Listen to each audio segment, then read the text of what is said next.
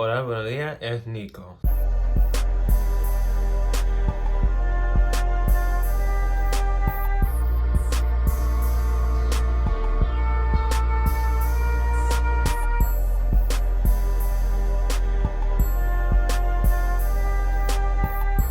I'll tell you what my mother told me, and these are words to live by. Selfish people live longer. So today, I don't know if you guys noticed it. It's only been a few days. It's probably gonna last at least a week or two. I'm taking a social media break to recharge my mental because I'm very sad right now, and I feel like constantly talking to people and having social interactions is draining my social battery and it's sending me more into a depressive state. And my mental health comes before social media. So I'm still gonna try to be posting on YouTube, but just know that every now and then I might miss a day just because I'm sad because I suffer from depression. So like the thing is today we're going to be talking about mental health within the Black and brown communities, mostly because it's not addressed enough for my liking. Because I know when people say it's not addressed enough, we talk about it all the time. We should be having this conversation. Bitch, it's not addressed enough for me. So essentially, mental health in the brown and Black communities, you know, they just say he's just having an off day, or you can pray it away and shit like that, and that's not how mental health works. So I definitely agree that sometimes you need to like take time to disconnect and regroup and actually build yourself up. Therapy, if you can afford it, if you have insurance.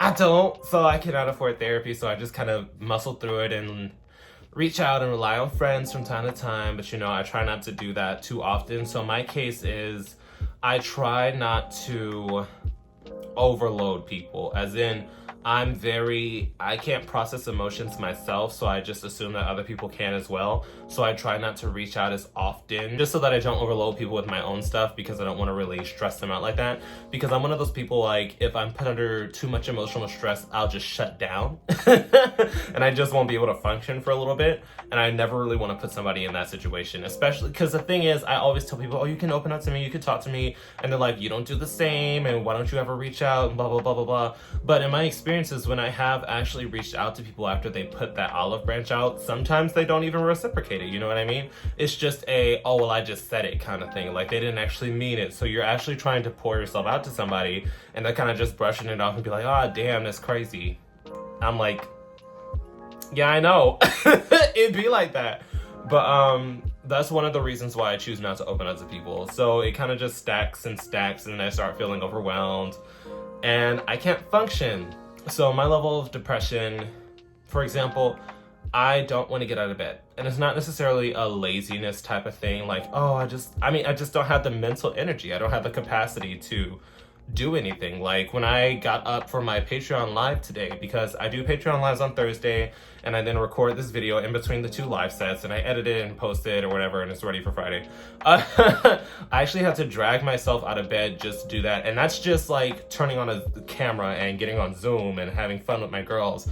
I just couldn't. I had to push. I had to like make it a point to get out of bed, or else I would have just stayed in bed. And it's more of the feeling, I would describe it. So my state right now, it's in a constant state of almost crying. And Nico, you're very casual and open about talking about this. Girl, I talk for a living at this point.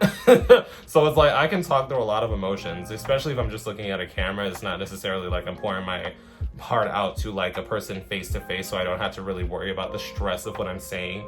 But I'm constantly in a state of almost crying. So it's like a very emotional, uneasy state that can easily switch into anger. So I'm very careful about the social situations that I put myself in, especially if I'm at work. I make sure to make it a point that I continue to act normal so that I don't like either concern and or go off on somebody, because when you're in a very uneasy emotional state, you can easily go off on somebody. For example, somebody can be joking with me and I will rip their head off just because I'm not in a proper frame of mind to discern joking from seriousness and control my own emotions that I'm lashing out with because I'm keeping everything bottled up inside. So my depression, like I said, it's kind of a overwhelming state to the point that I can't actually function.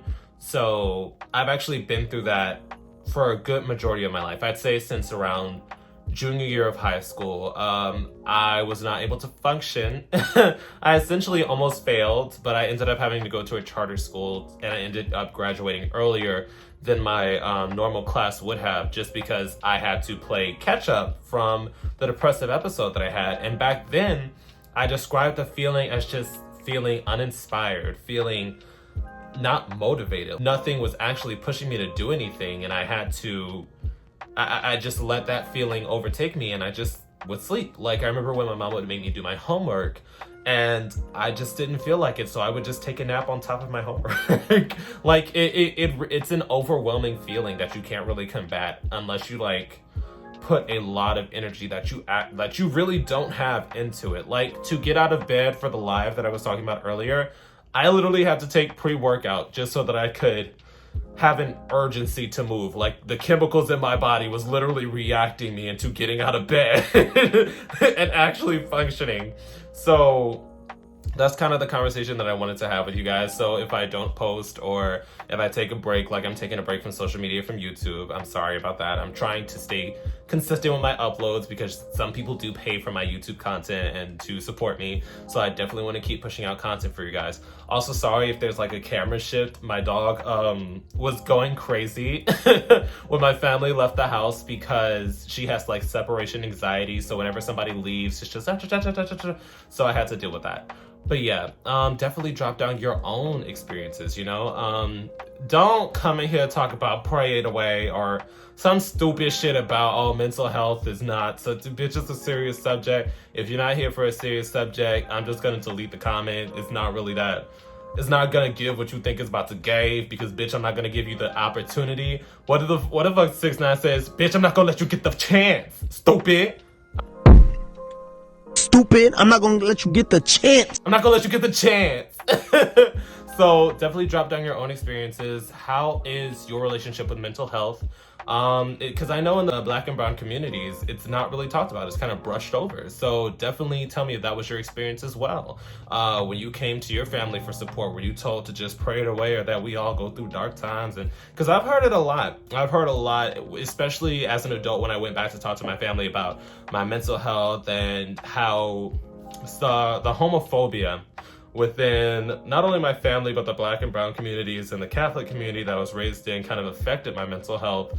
It was a big discussion that they didn't fully comprehend because it's not an issue that's talked about. So definitely tell me your perspectives, your experiences. If you want to keep it anonymous, I definitely understand. If you like this kind of content, make sure to follow me on patreon.com/Nico's Aesthetics. If you like video games, follow me on twitch.tv.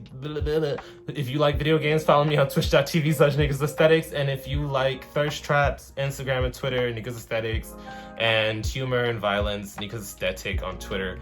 Those, I don't know why I'm plugging shit that's about to be blank for a few weeks. But yeah, definitely follow me, support, all that fun shit. If you like this kind of content, make sure to like, comment, and subscribe. Yeah. Boop. And once again, a quick thank you to all my patrons on Patreon, and a quick shout out to my third eye tier patrons. Your support means everything to me and helps me do this a lot more smoothly. I will also be listing this week's live stream topic in case anybody wants to join in on the fun. I will see you guys there.